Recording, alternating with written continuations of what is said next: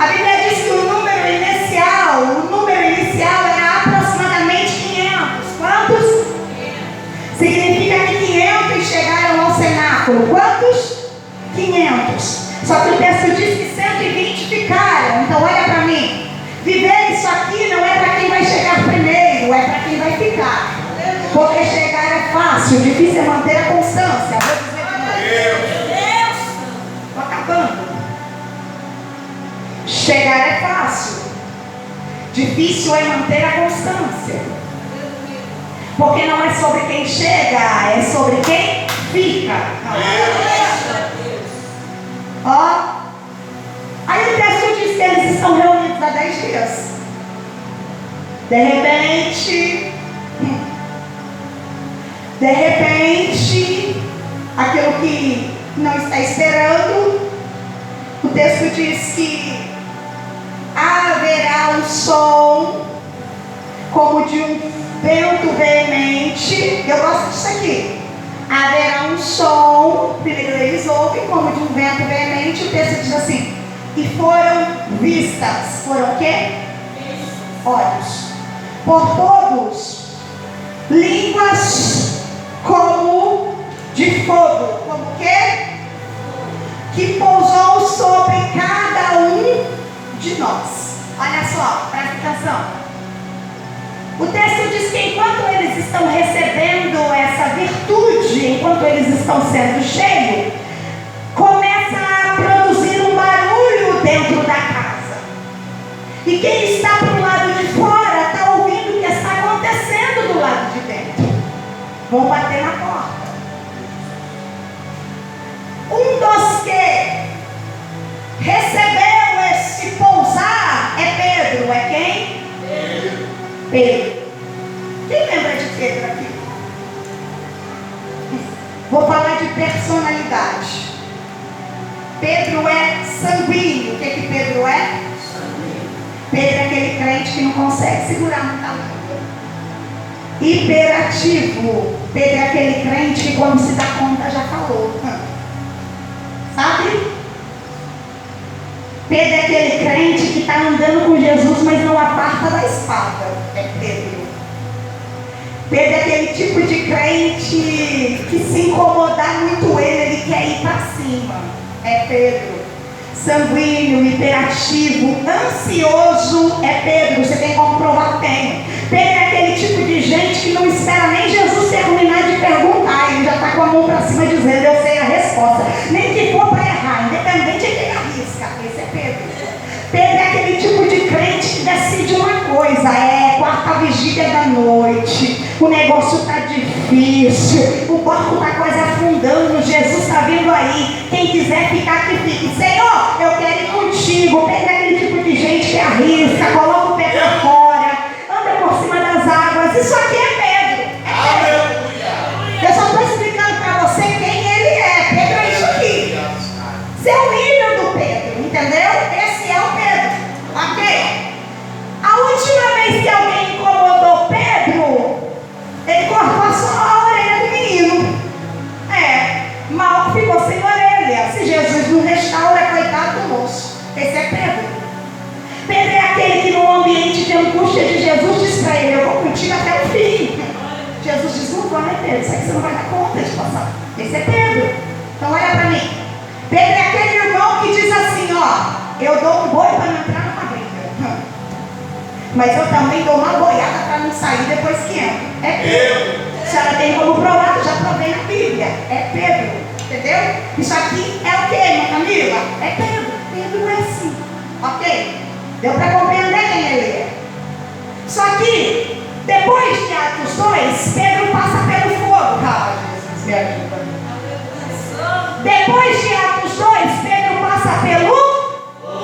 Pastor Denis, Pedro é aquele que, para não morrer, nega. O que faz Pedro negar Jesus é que ele não quer morrer. Entendeu? É Pedro. Só que, depois que ele passa pelo fogo, alguém bate na porta. É 9 da manhã. O barulho é grande. E aí alguém diz assim: corre abrir a porta. João, por exemplo, que não tem nada por temperamento de Pedro? Que não é como Pedro? João, por exemplo, deve estar dizendo para Tiago assim, ó, corre atender antes de Pedro. Porque dependendo de quem estiver batendo na porta, se estiver reclamando do barulho, e se for Pedro que vai atender, você já sabe que não vai dar bom. Meu Deus! E é exatamente isso que está acontecendo, porque quem está batendo na porta está incomodado, é 9 da manhã, esse povo está tudo bêbado, uma hora dessa. Só que quando alguém vai tentar abrir a porta, a Bíblia diz que quem abriu a porta foi... E Pedro, quando abre a porta, já leva de cara um questionamento. Ei! Varões galileus! 9 horas da manhã e vocês estão tudo bêbado. Alguém está dizendo, tira o facão da mão dele. Tira. Só que Pedro acabou de passar pelo fogo. Cutuca ele aí e diga, ele acabou de passar pelo fogo. Mexe com alguém e diga, ele acabou de passar pelo fogo. E crente que passa pelo fogo, que é cheio do Espírito Santo, a primeira coisa que vê transformada, eu gosto disso aqui, é temperamento, é emoções. Olha para mim, porque eu não consigo entender crente que diz que tem o Espírito de Deus, mas que não tem domínio próprio, que não tem temperança. Isso aqui é muito sério. É o Pedro que acabou de passar pelo fogo e ele está recebendo de cara questionamento. O que está acontecendo aí? Aí ele olha e diz assim, homens!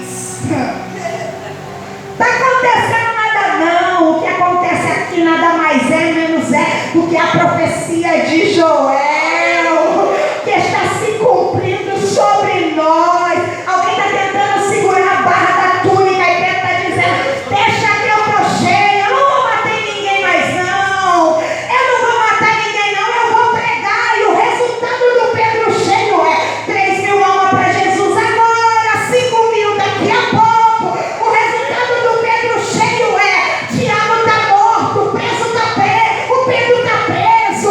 E olha para mim, o Pedro que é sanguíneo, que gosta de bater, que gosta de brigar. Sabe que Tiago morreu e compreendeu que Herodes já deixou avisado que o próximo a morrer amanhã é ele. Olha para mim, o homem sabe que vai morrer amanhã. O texto diz que ele desamarra a capa, tira a sandália, deita, dorme. O anjo chega e diz, eu vim te resgatar, meu filho, acorda, levanta, calça a sandália, veste capa. Vou dizer de novo, isso aqui é o que? Ação do Espírito Santo. É crente que é dominado pelo Espírito Santo. É crente que sabe o que é ter pousar dele sobre a vida, sobre a alma, sobre o Espírito. Aleluia! Olha para mim.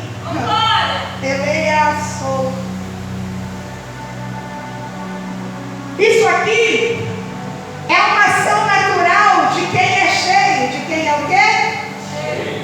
Cheio. Então, ser cheio pelo Espírito Santo, ser cheio pelo Espírito Santo me habilita a ter controle da minha natureza, me habilita a ter controle das minhas emoções, me habilita a ter controle do meu temperamento. Isso é coisa de gente que é cheio do Espírito Santo. Isso é coisa de gente que passou pelo fogo. Eu não consigo compreender frase de crente que diz assim, quando eu dei por mim eu já tinha falado. Isso não é coisa de gente que é cheia do Espírito Santo. Gente que é cheia do Espírito Santo consegue filtrar as suas falas. Isso é coisa de crente que é cheio do Espírito Santo. Camila, e o que mais que acontece com o crente cheio do Espírito Santo? A segunda parte de ser cheio do Espírito Santo é receber pela virtude que pousa sobre mim, como foi o caso de Maria. É receber, olha para mim e guarda isso aqui, é receber dele a virtude de ter ele estacionado sobre mim e também a habilitação que ele movimenta em mim, me dando a habilidade de viver coisas que naturalmente jamais seriam possíveis se eu pudesse viver. Vou dizer de novo para você entender, ser cheio do Espírito Santo não concerne apenas sobre domínio de emoções daquilo que sou. Não, ser cheio do Espírito Santo também me habilita. Vou dizer de novo, me habilita a viver debaixo da autoridade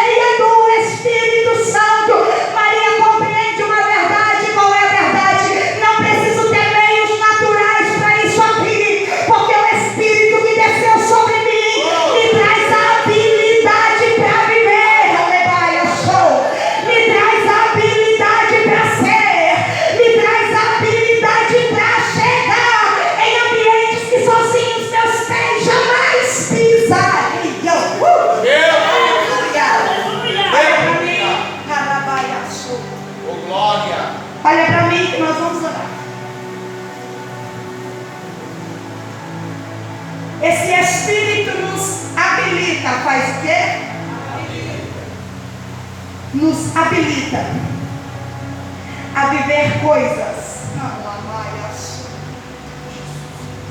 que naturalmente para nós seria impossíveis.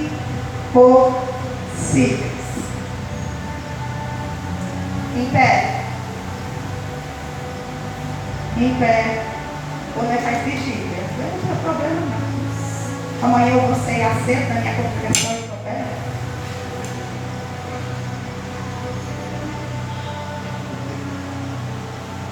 Guarde bem isso aqui.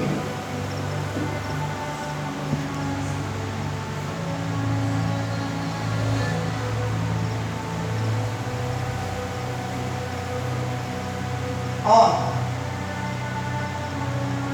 o anjo diz para ela que descerá sobre ti o Espírito Santo e ele te encherá, sim ou não? Sim.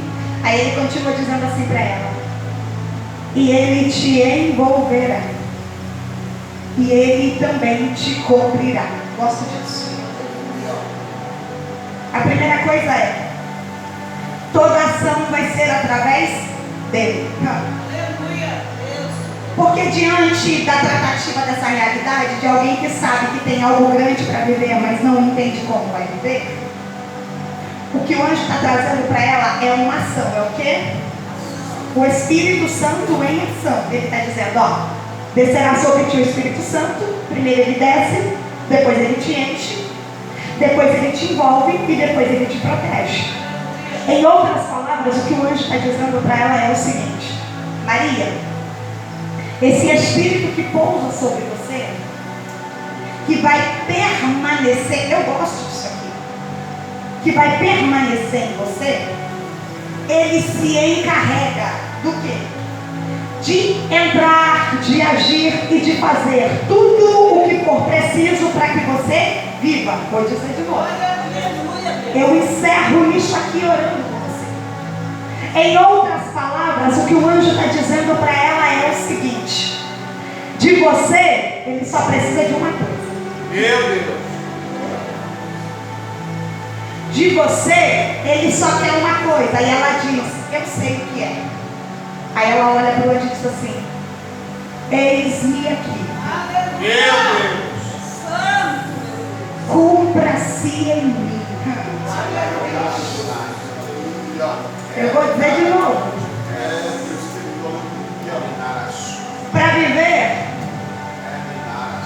Para viver propósitos que parecem demasiadamente impossíveis, o Espírito que já pousou em nós,